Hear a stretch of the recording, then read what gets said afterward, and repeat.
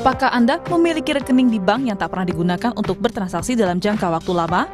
Jika iya, maka bisa saja rekening menganggur Anda dibekukan oleh Pusat Pelaporan dan Analisis Transaksi Keuangan atau PPATK. PPATK menyebut menghentikan sementara rekening menganggur atau dorman untuk melindungi nasabah. Tapi rekening dorman itu adalah rekening yang tidak aktif dalam waktu tertentu. Dan PPATK melihat waktu ke waktu itu tren rekening dorman itu cukup masif ya. Dan juga cukup masif digunakan untuk tindak kejahatan. Maka dari itu, dari 1 juta rekening yang kita analisis, yang kita periksa, itu lebih dari 150.000 rekening digunakan untuk kejahatan dan bentuk perlindungan kepada nasabah, kepada masyarakat ya. Tentu kepada saudara-saudara kita, agar mereka terhindar dari tindak pidana kejahatannya. Karena fakta di lapangan itu banyak sekali ya, saudara-saudara kita itu pemilik sah rekening, tapi rekeningnya digunakan untuk kejahatan. Lalu ketika ada proses hukum, dia yang bolak-balik dipanggil oleh penyidik. Kan berapa banyak effort yang dia keluarkan? Waktu, tenaga, uang gitu kan. Data PPATK bilang ada 140.000 lebih rekening dorman yang membuka celah digunakan untuk kejahatan. Respon pembekuan rekening menganggur, Menko Polhukam Budi Gunawan menyebut pemerintah bakal memastikan dana masyarakat tetap dijamin. Kemenko Polhukam akan berkoordinasi dengan PPATK dan stakeholder terkait untuk menjaga dan melindungi masyarakat atas dana yang dimiliki dan simpan di perbankan, kata Budi Gunawan dalam siaran persnya. PPATK sebelumnya mengungkap rekening dorman atau yang tidak digunakan dalam jangka waktu lama rawan disalahgunakan, misalnya untuk transaksi tindak pidana hingga korupsi. Namun di sisi lain, masyarakat juga perlu mendapat penjelasan lebih utuh soal pembekuan rekening mereka yang tak aktif, agar hak masyarakat untuk mengelola rekening banknya sendiri tidak tercederai. Tim Liputan Kompas TV. Saudara, PPATK bilang akan memblokir sementara sejumlah rekening bank yang tidak menunjukkan aktivitas transaksi selama 3 bulan atau lebih. Kemudian bagaimana dampaknya kepada masyarakat? Kita akan tanyakan langsung kepada salah satu warga yang terkena blokir PPATK, Nur Aziza. Selamat pagi, Mbak Aziza.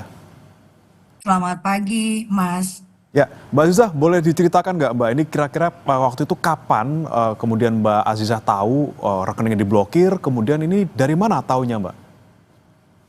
Ya, saya sebagai nasabah salah satu bank, terus pada hari Rabu, tepatnya tanggal 16 Juli, jam setengah 12 siang tuh saya dapat transferan BSU tahap 4. Nah, sorenya jam 5-an gitu, malah dapat email dari akun nama banknya, lalu newsletter yang memberitahukan kalau rekening saya itu telah dilakukan penghentian sementara. Di email itu tuh di bawah surat pemberitahuan itu tuh bahkan disertakan form bisa klik di sini.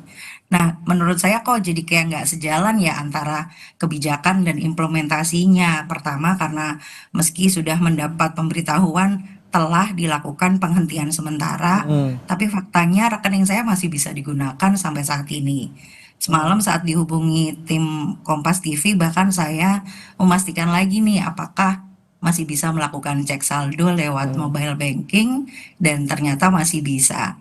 Ini bukan berarti saya nantangin loh ya, tapi faktanya ini yang saya alami gitu. Oke, tapi ketika kemudian dapat notif dari PPATK itu tadi Mbak, kira-kira selain cek saldo bisa yang lain nggak Mbak? Transfer bisa, nerima bisa?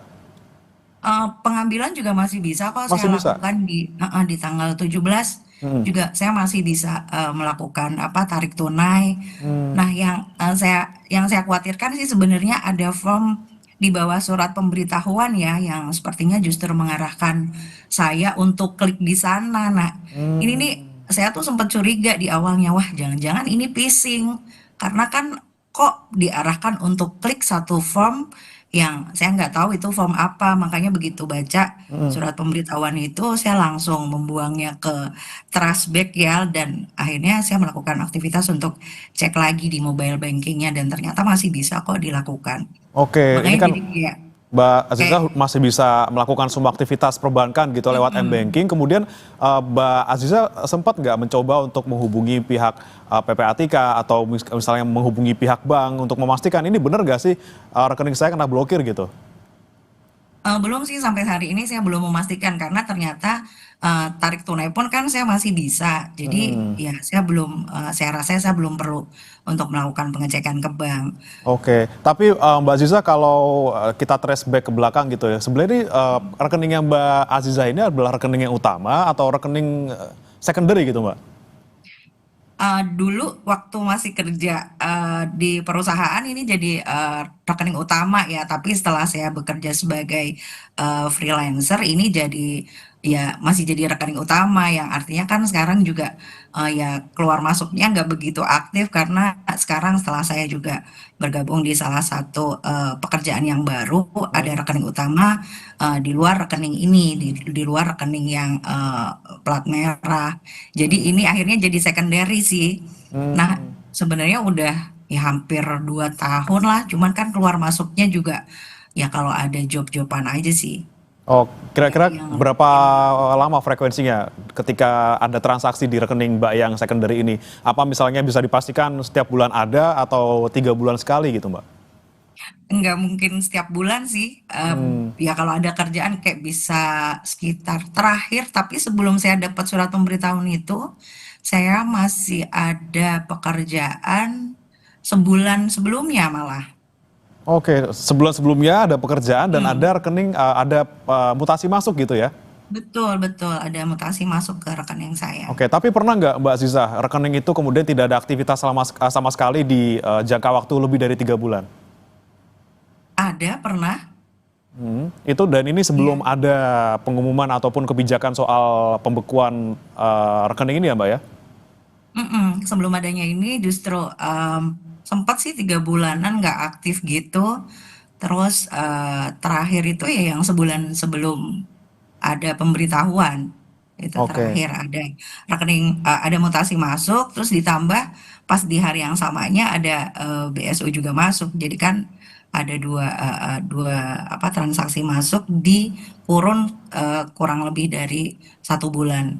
Oke, nah ini Mbak Aziza kan sebenarnya kalau untuk sehari-harinya tidak terdampak dengan adanya notifikasi tadi yang sebenarnya rekening Anda tidak diblokir gitu ya karena masih bisa transaksi. Tapi Mbak Aziza rencana mau melakukan sesuatu nggak? Misalnya tadi yang saya bilang sebelumnya akan datang ke bank atau mungkin menghubungi pihak PPATK ataupun mungkin mengirimkan email gitu ya terkait dengan ini sebenarnya lagi-lagi rekening saya tuh kenapa sih? Apakah nggak khawatir Mbak kalau kemudian sudah ada notifikasi ini kemungkinan beneran keblokir gitu?